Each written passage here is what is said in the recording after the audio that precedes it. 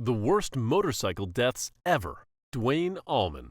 Our story begins in Macon, Georgia, on October 29, 1971. Rock music was on fire, bell-bottoms were socially acceptable, and motorcycle helmets were considered optional accessories, mainly because no one wanted to look like a space cadet. And right in the middle of this glorious chaos was Duane Allman. The man could make a guitar cry, laugh, and confess its sins all in one solo. He played for Aretha Franklin, which automatically placed him several light years above the rest of us mere mortals. But on this particular day, Duane was about to prove that music genius doesn't always translate to common sense. He's riding his Harley-Davidson Sportster through the streets of Macon, the wind in his hair, the world at his feet, and absolutely zero attention paid to what's ahead. Down Hillcrest Avenue he goes, probably feeling like the main character in his own southern rock anthem. Meanwhile, up ahead, a flatbed truck carrying a giant lumber crane decides to execute the world's slowest and most inconvenient left turn. Then, for reasons only known to him and possibly dark cosmic humor, the truck driver stops.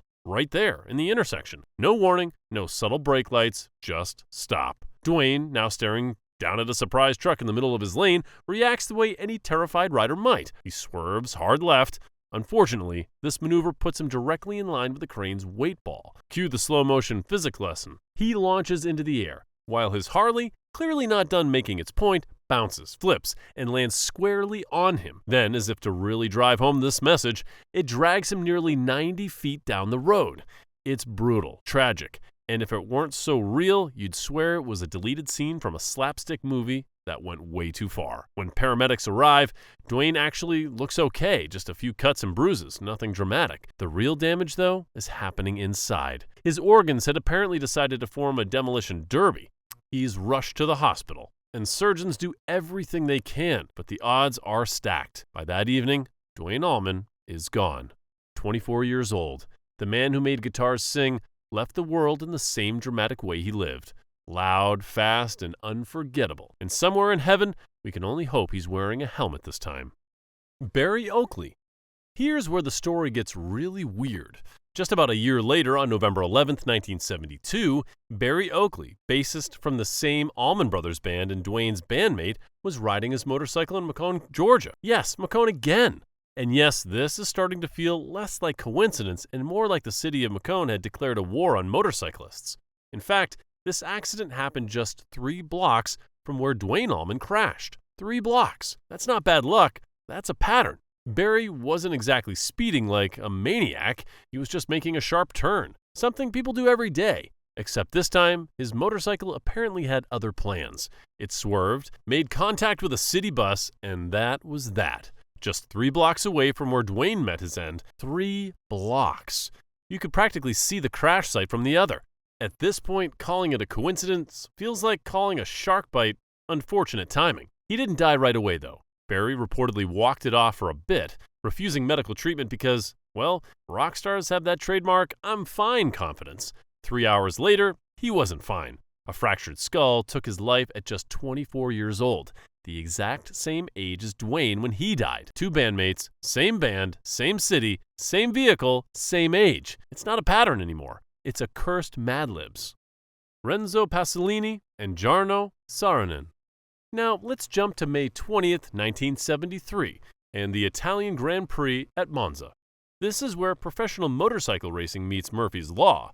If anything can go wrong, it will, and it'll probably take out multiple people. On this particular Sunday, the 250cc race is underway. The track is packed, the speeds are ridiculous, and somewhere in the back of someone's mind, absolutely nobody is thinking about track maintenance, which, as it turns out, was a pretty significant oversight. Renzo Pasolini, an Italian rider, is in the mix. He's fast, he's fearless, he's riding with an open-faced helmet and black horn-rimmed glasses, like he's heading to a 1970s faculty meeting rather than a professional motorcycle race.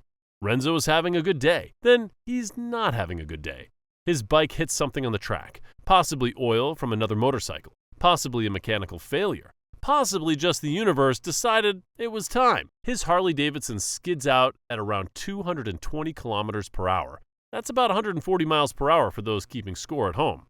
Renzo goes down hard and crashes into the guardrail.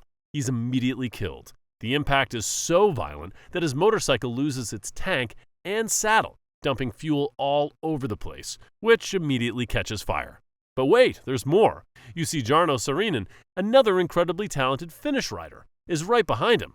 Jarno was one of the most promising motorcyclists of his era. He's got talent pouring out of his ears, and he's about to run directly into the burning wreck of Renzo's bike. Here's the thing about motorcycle racing at these speeds. You can't just tap the brakes and come to a gentle stop. The bike doesn't work that way. The momentum is there. The speed is there. The burning wreck of another motorcycle is now there. Jarno can't avoid it. His bike hits Pasolini's machine, and he goes down. The burning wreck bounces through the air and smacks him right in the face, which again is just not a good day. Then it gets worse. 12 riders total are involved in the chain reaction crash. Jarno is killed. Renzo is dead. Multiple other riders are seriously injured. It's essentially the worst possible outcome of physics, timing, and the universe deciding that Sunday was going to be absolutely tragic. The aftermath was stunning. Yamaha, the bike manufacturer that Saarinen was riding for, immediately withdrew from the 500cc World Championship for the entire season. That's how bad this was. They just went home. Marco Simoncelli. Fast forward to October 23rd, 2011. We're at the Malaysian Grand Prix in Sepang. This is a professional racing event. Everyone here is trained. Everyone is professional. Everyone is going really, really fast. Marco Simoncelli, an Italian rider, is running 4th place on lap 2.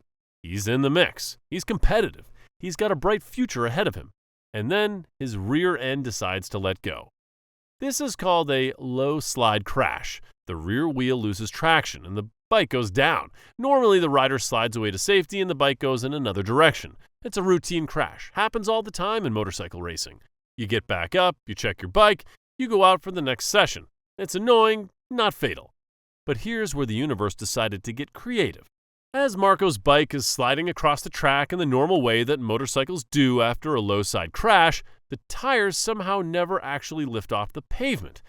They keep gripping, just barely gripping, just enough to keep the bike moving forward instead of sliding sideways. It's like the motorcycle decided to be difficult about the whole situation. The bike arcs across the racing line at exactly the wrong moment. Because right behind Marco are Colin Edwards and Valentino Rossi, two incredibly talented riders going about 80 miles per hour. These are professional racers.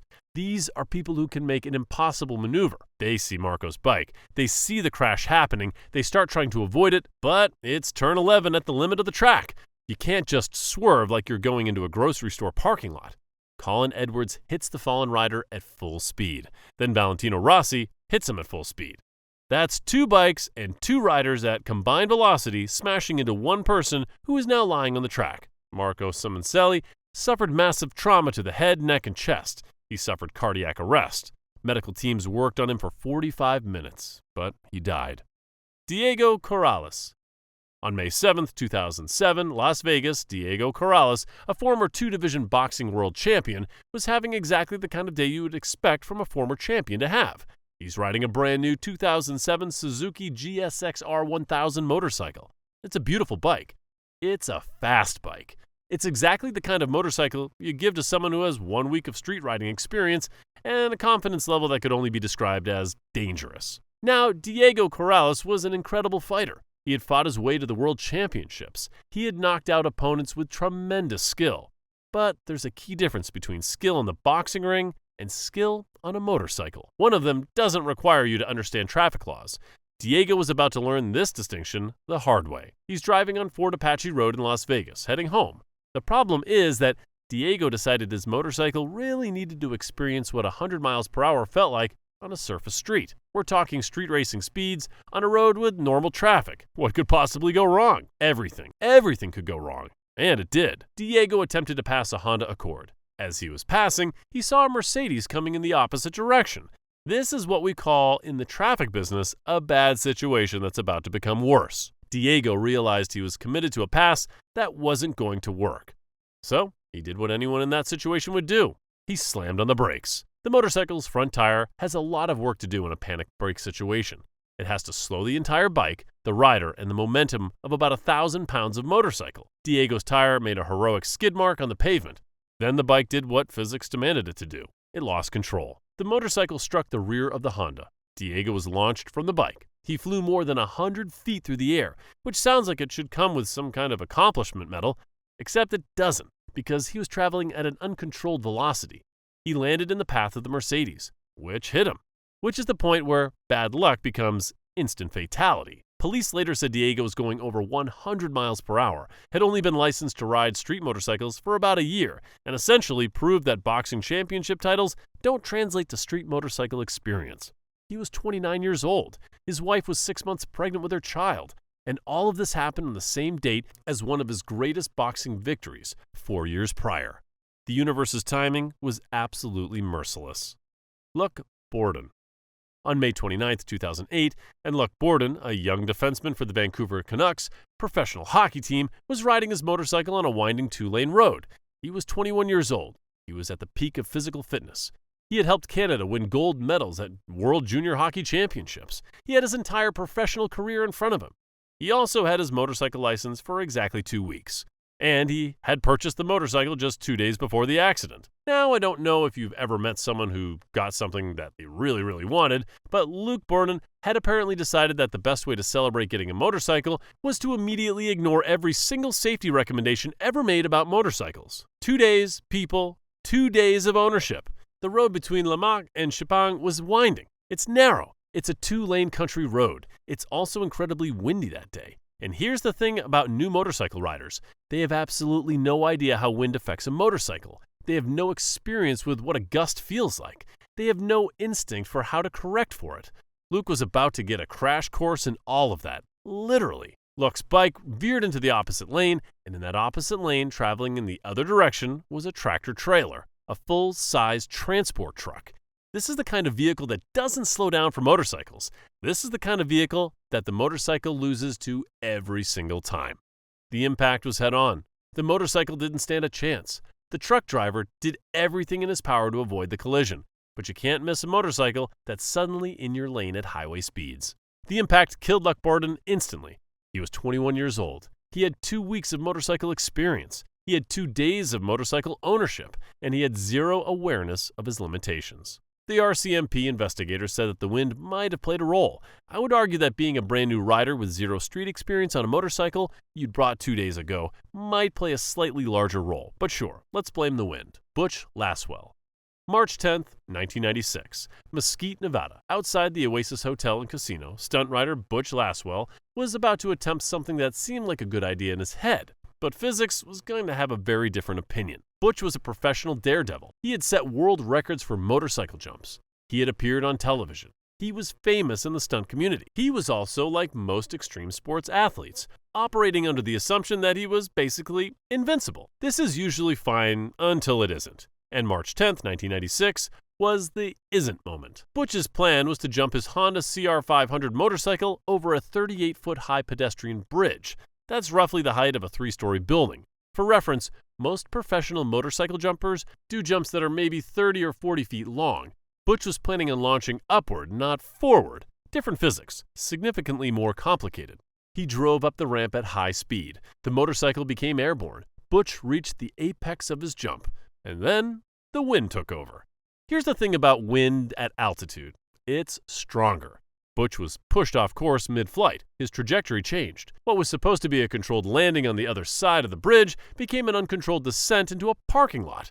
The motorcycle came down hard. Butch came down harder. He had sustained injuries during the jump that were so severe that they killed him. The tragic irony, Butch had actually cleared the bridge. He made the jump. From a technical standpoint, he succeeded. He just didn't survive the success. So whether you call it a successful jump with a fatal landing or a fatal crash that cleared the obstacle depends largely on how optimistic you're feeling. Either way, a man was dead, and the stunt community had lost another member to the false belief that human bodies are more durable than they actually are. Which of these motorcycle deaths shocked you the most? Drop your thoughts in the comments, and don't forget to like this video and subscribe for more stories like these. See you in the next video.